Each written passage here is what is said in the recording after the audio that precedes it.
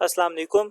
तो हमारा टॉपिक चल रहा है इक्वेशंस ऑफ मोशन, जिसमें से जो फर्स्ट इक्वेशन ऑफ मोशन है उसको डिटेल में हमने इससे पहले वाले लेक्चर में देख लिया था।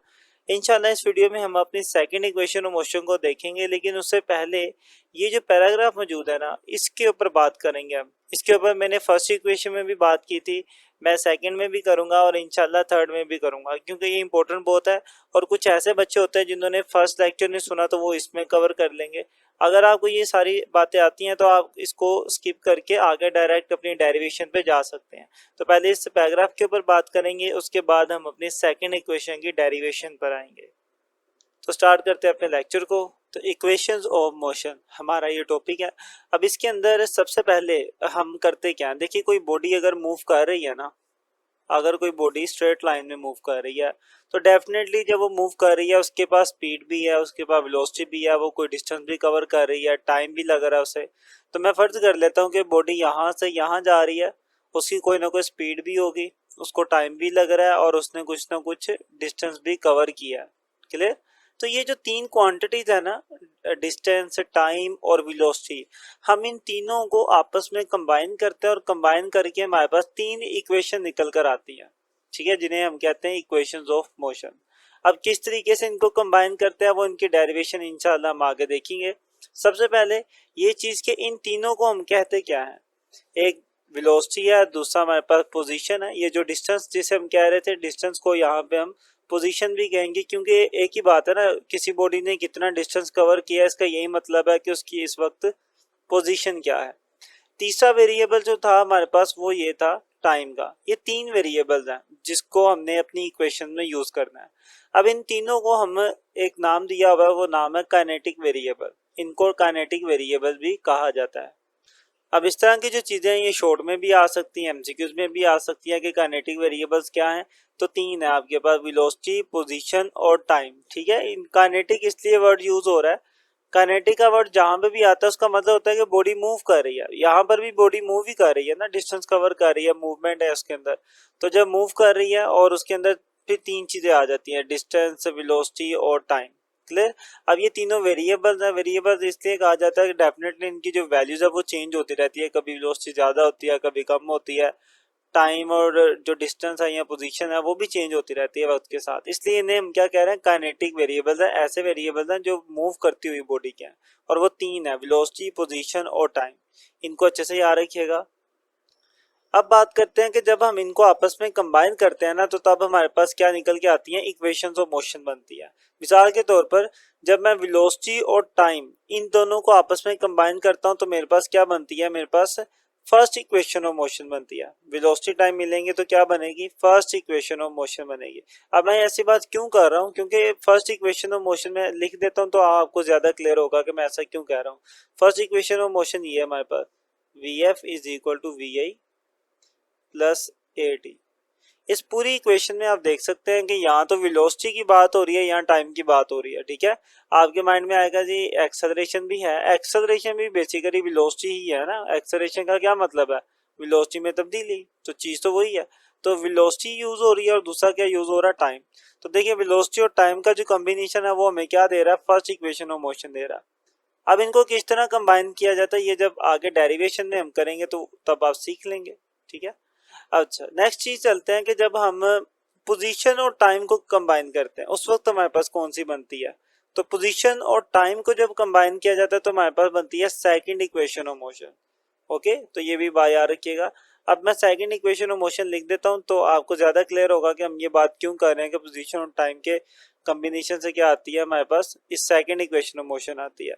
सेकंड इक्वेशन ऑफ मोशन हमारे पास ये है, S is equal to V I T plus 1/2 A T का स्क्वायर। तो इस पूरी इक्वेशन में आप देख सकते हैं हमारे पास क्या मौजूद है, पोजीशन मौजूद है, एस का मतलब पोजीशन, और यहाँ पे क्या मौजूद है, टाइम मौजूद है। अब आपके माइंड में ये बात भी आएगी कि इसके अंदर तो वेलोसिटी और एक्सेलरेशन भी है, तो हम सिर्फ पोजीशन और टाइम का वर्ड क्यों यूज कर रहे हैं। देखिए यहाँ पर आप देख सकते हैं कि इनिशियल वेलोसिटी है, इसका मतलब है कि बॉडी के पास स्टार्टिंग पे कोई ना कोई वेलोसिटी मौजूद है। इसका यहाँ पर सिर्फ इतना ही काम है, ये बताना कि बॉडी मूव कर रही है और ये एक एज इनपुट वैल्यू यूज हो रही है। जाहिर है जब बॉडी मूव करेगी तभी तो डिस्टेंस कवर होगा ना। लेकिन इस पूरी इक्वेशन से मेन चीज जो हमें पता चलती है वो पता क्या चलती है, बॉडी की पोजीशन के बारे में। एस का मतलब क्या, बॉडी की पोजीशन मतलब डिस्टेंस के इस वक्त बॉडी कहाँ पर है, ये चीज हमें पता चलती है। और ये टाइम के लिहाज से पता चलती है कि 5 सेकंड गुजरेंगे तो बॉडी की पोजीशन क्या होगी, 10 सेकंड गुजरेंगे तो बॉडी की पोजीशन क्या होगी। तो बेसिकली इस पूरी इक्वेशन में जो मेन फोकस किस पे है, पोजीशन पर और टाइम पर है। इसलिए इसके लिए हम सिर्फ क्या यूज करते हैं, पोजीशन टाइम वर्ड यूज करते हैं कि पोजीशन टाइम से हमें क्या मिलती है, सेकंड इक्वेशन ऑफ मोशन मिलती है। और थर्ड पे आ जाते हैं वेलोसिटी पोजीशन, कि जब वेलोसिटी और पोजीशन का कॉम्बिनेशन बनता है तो तब हमें क्या मिलती है, थर्ड इक्वेशन ऑफ मोशन मिलती है। ठीक है, अब थर्ड इक्वेशन ऑफ मोशन भी लिख देता हूँ, फिर आपको क्लियर होगा कि ऐसा क्यों कहा जा रहा है। थर्ड इक्वेशन ऑफ मोशन में 2as is equal to V F square minus के वी आई स्क्र, ये थर्ड इक्वेशन है। इस पूरी इक्वेशन में देख सकते हैं यहाँ पोजीशन है, यहाँ फिर वेलोसिटी है, बस टाइम है ही नहीं है। तो इसलिए हम क्या कहते हैं कि वेलोसिटी और पोजीशन का जो कॉम्बिनेशन है वो हमें क्या देता है, थर्ड इक्वेशन ऑफ मोशन देता है। तो जब भी इन पेयर्स को इस तरीके से मिलाया जाता है तो हमारे पास क्या बनती है, ये इक्वेशन बनती है। अब इनको कैसे मिलाया जाता है, ये इक्वेशन बनती कैसे, वो इंशाल्लाह डेरिवेशन में हम सीखेंगे। अब इसके आगे भी कुछ एमसीक्यूज वाली बातें हैं, उनको देख लेते हैं। सबसे पहले कि these equations of motion only be applied to those objects which are moving in straight line with constant acceleration, कि ये जो equations of motion है ना, ये सिर्फ उस ऑब्जेक्ट के लिए है जो सीधी लाइन में मूव कर रहा है। ठीक है, ये उसने लिखा हुआ है ना स्ट्रेट लाइन, एक तो वो स्ट्रेट लाइन में मूव कर रहा हो और दूसरा क्या, कांस्टेंट एक्सेलरेशन हो उसका। तो ये सिर्फ उन ऑब्जेक्ट के लिए ये वाली इक्वेशंस वैलिड है। ये बात ध्यान में रखिएगा कि ये हर किसी के लिए अप्लाई नहीं हो सकती। ये दो कंडीशंस है इनको अप्लाई करने की। ये भी एज एमसीक्यूज आ सकता है, ये शॉर्ट आ सकता है कि इनकी कौन सी कंडीशन है, जिन कंडीशन पे हम इन इक्वेशन को यूज कर सकते हैं वो दो हैं। या तो बॉडी स्ट्रेट लाइन में मूव करे या बॉडी कांस्टेंट एक्सेलरेशन से मूव करे। ओके, तो यहाँ तक हमने हर जरूरी बात समझ ली है जो कि आपके पैराग्राफ में लिखी हुई थी। अब इसके बाद चलते हैं अपनी डेरिवेशन की तरफ। Derivation of second equation of motion.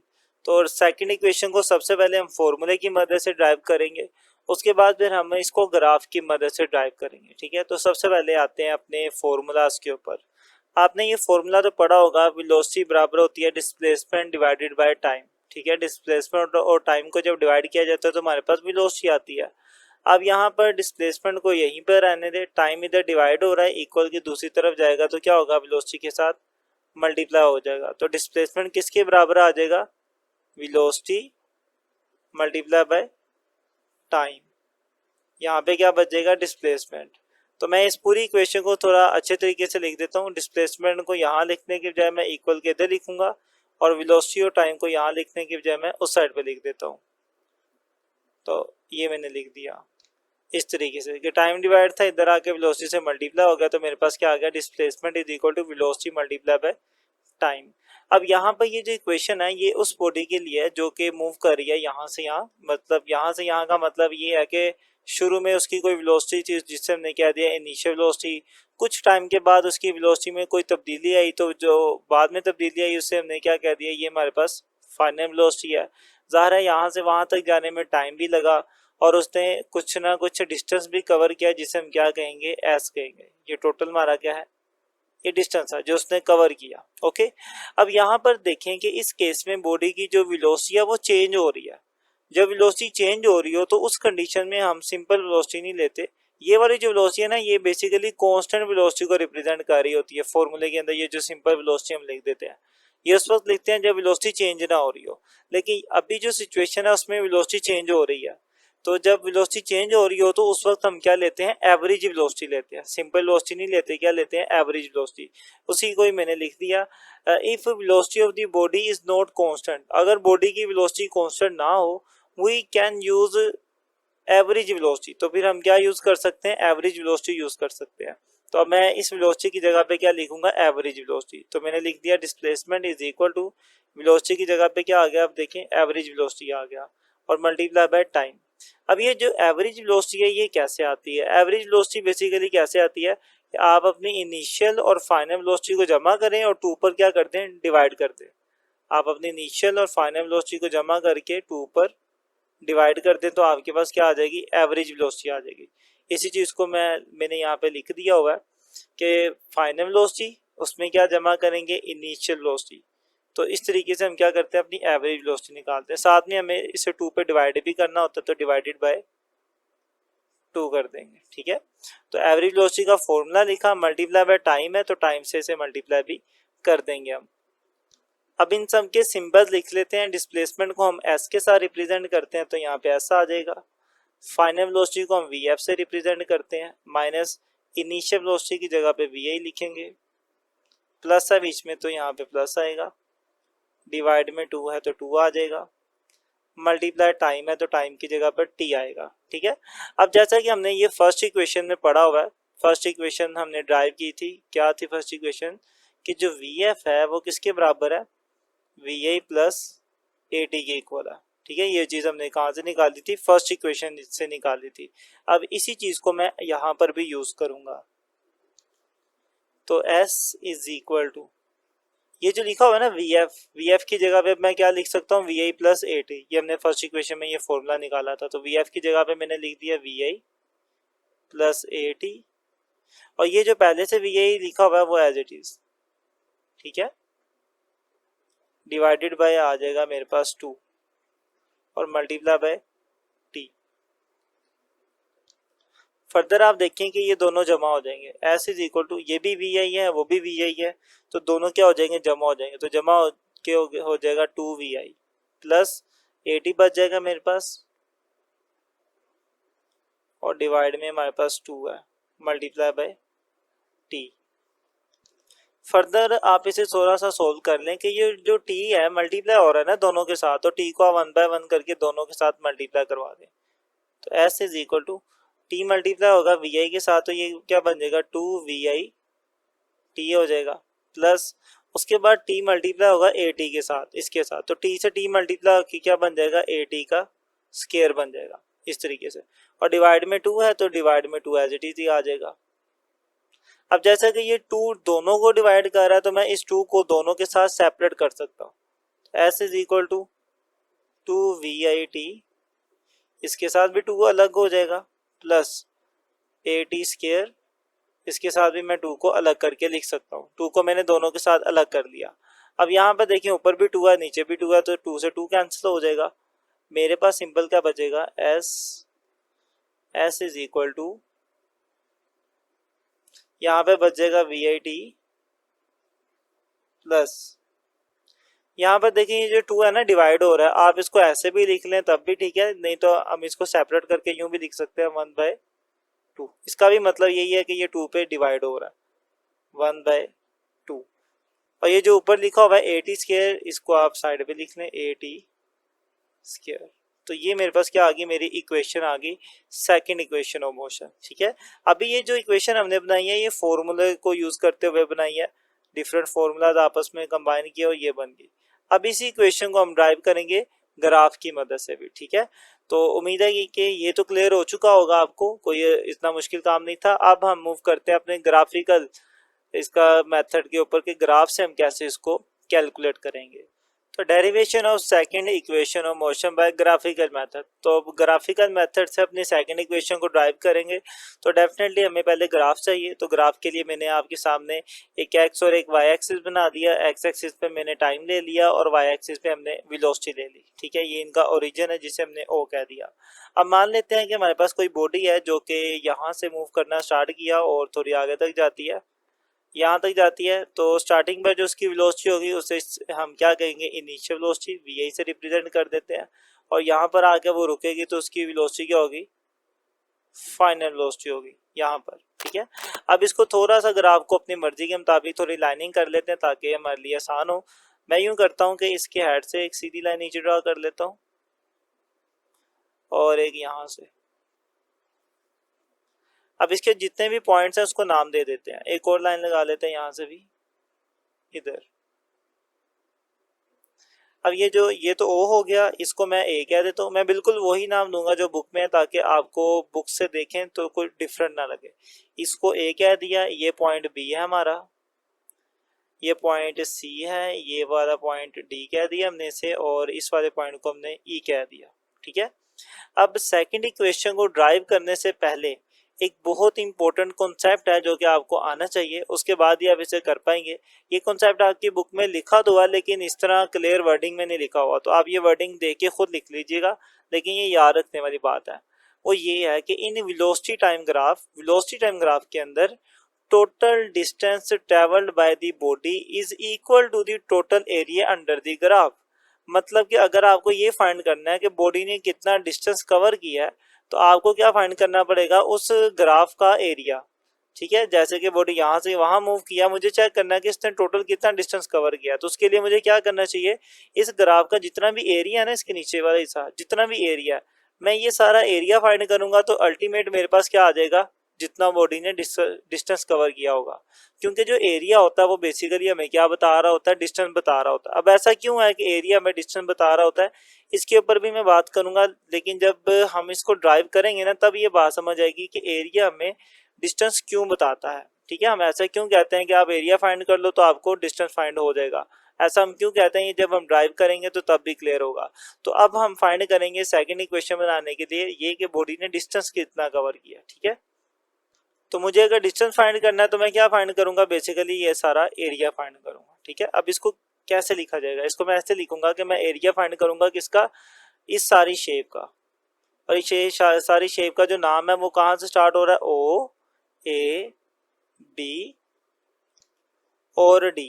ठीक है, ओ ए बी डी, इस पूरी शेप का जितना एरिया होगा मैं वो कैलकुलेट करूंगा, तो मेरे पास मेरा डिस्टेंस आ जाएगा। ठीक है, इसी बात को अब मैं लिखूंगा यहाँ पर कि हम क्या फाइंड करना चाह रहे हैं, डिस्टेंस। तो डिस्टेंस के लिए क्या करेंगे, एरिया फाइंड करेंगे किसका, ओ ए बी डी फिगर का, ये वाली ओ ए बी और डी, इस पूरी फिगर का ये जो एरिया है, ये एरिया कैलकुलेट करेंगे तो हमारे पास क्या आ जाएगा, डिस्टेंस आ जाएगा। ठीक है, चलें जी अब इसको करते हैं कैलकुलेट। देखिए इस पूरी फिगर का आप डायरेक्टली एरिया फाइंड करेंगे तो थोड़ा मुश्किल काम होगा। इसका एरिया फाइंड करने के लिए हम थोड़ी सी ट्रिक यूज करेंगे कि बजाय इसके कि इस पूरी शेप का एकदम से एरिया फाइंड करें, हम थोड़ा इसको पार्ट्स में डिवाइड कर लेते हैं। अगर आप गौर करें इस पूरी शक्ल के अंदर दो किस्म की शेप्स बन रही हैं, एक तो ये वाली शेप और एक इसके नीचे वाली शेप, ये एक ये वाला एरिया है और ये एक ऊपर वाला। अब ये जो ऊपर वाला एरिया है ये कौन सा एरिया बन रहा है, ये आपका बनता है एक ट्राइंगल का एरिया, और ये जो नीचे वाली शेप है वो इस तरह की है। अब ये शेप कौन सी है, ये शेप एक रेक्टेंगल की है, मतलब रेक्टेंगल का एरिया। तो हम बेसिकली क्या करेंगे, हम पहले अपनी इस ट्राइंगल का एरिया फाइंड करेंगे, फिर अपनी इस रेक्टेंगल का एरिया फाइंड करेंगे, दोनों के एरिया को जमा कर देंगे तो मेरे पास क्या आ जाएगा, इस पूरी फिगर का एरिया आ जाएगा। ये एक सिंपल सा मेथड है इसका एरिया फाइंड करने का। तो अब इसी मेथड को मैं अप्लाई करने के लिए यहाँ पे लिखता हूँ कि जो डिस्टेंस है वो किसके बराबर है, area of the rectangle, rectangle कौन सी, ये वाली। ठीक है, जिसकी हम बात कर रहे थे ना, ये वो रेक्टेंगल है, और ये रेक्टेंगल आप देख लें ओ से ए और सी से डी के बीच में है, तो यही चीज हमने लिखी, area of the rectangle O A C D. ठीक है, ओ ए सी और डी, और दूसरा हमने कौन सा एरिया फाइंड करना है, ऊपर वाली ये वाली ट्राइंगल का, तो इसी को भी लिख देते हैं plus area of the triangle. अब ट्राइंगल देखें, ट्राइंगल में कौन से पॉइंट्स है, ए सी और बी, ये 3 पॉइंट्स है ना, तो उसी के अकॉर्डिंगली हमने लिखा area of triangle A B C. तो मैं इस रेक्टेंगल का और इस ट्राइंगल का एरिया फाइंड करूंगा तो मेरे पास क्या आ जाएगा, बॉडी ने जितना डिस्टेंस कवर किया होगा। अब फाइंड करते हैं इनके एरिया। अब एरिया आता कैसा है ये ध्यान में रख लें, जो आपके पास रेक्टेंगल होती है ना, रेक्टेंगल का एरिया आता है उसकी दो साइडों को मल्टीप्लाई करवा के। अब इसकी कौन सी दो साइड है, एक ये वाली साइड आप लेंगे, ठीक है, और एक ये वाली नीचे वाली साइड लेंगे, एक ये वाली साइड और एक ये ऊपर वाली साइड। जब आप इन दोनों साइडों को मल्टीप्लाई करवाएंगे तो आपके पास इस रेक्टेंगल का एरिया आ जाएगा। अब ये साइड क्या है मेरे पास, ओ ए, और नीचे क्या है, ओ डी। तो मैं ओ ए मल्टीप्लाई करवा दूंगा ओ डी के साथ। ठीक है,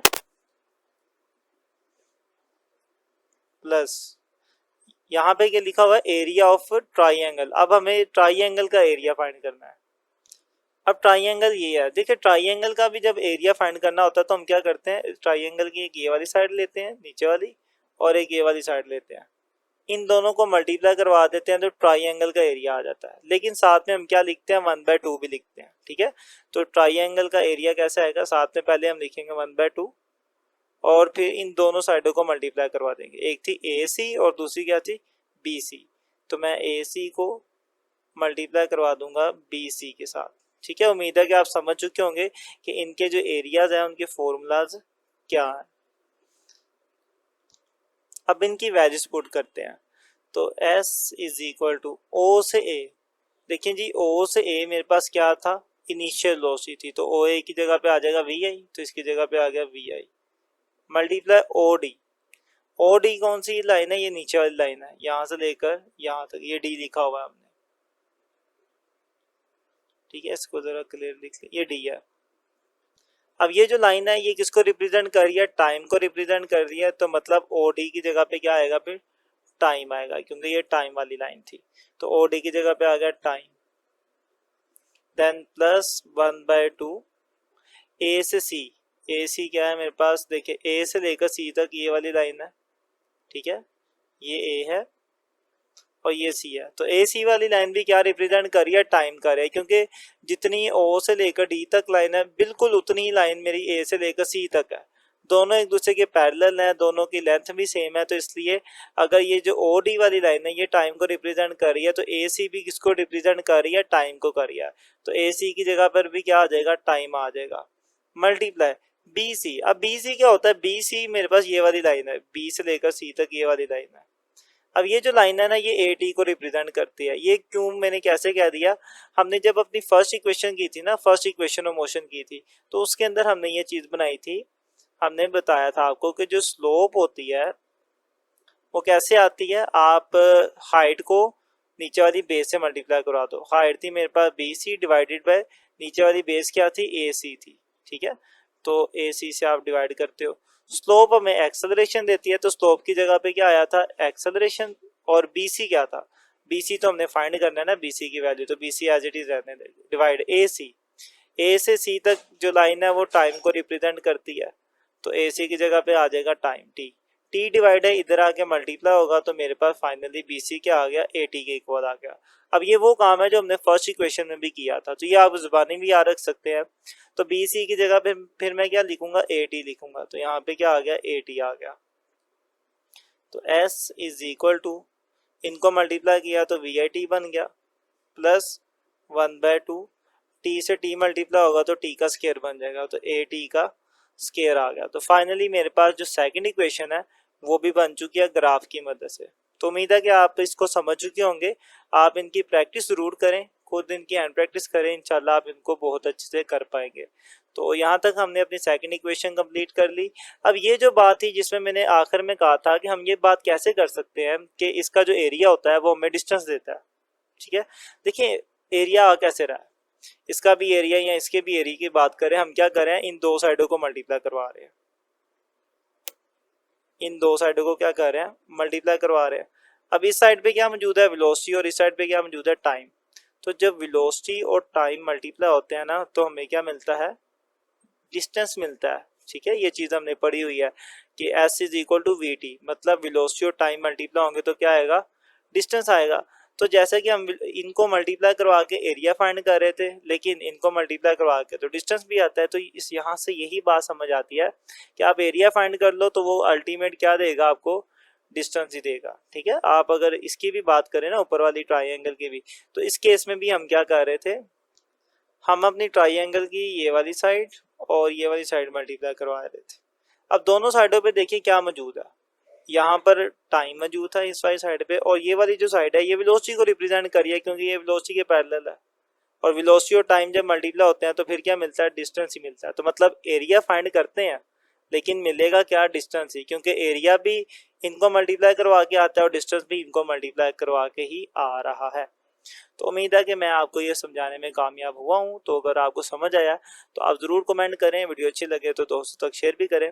मिलते हैं इंशाल्लाह नेक्स्ट वीडियो में, तब तक के लिए अल्लाह हाफिज़।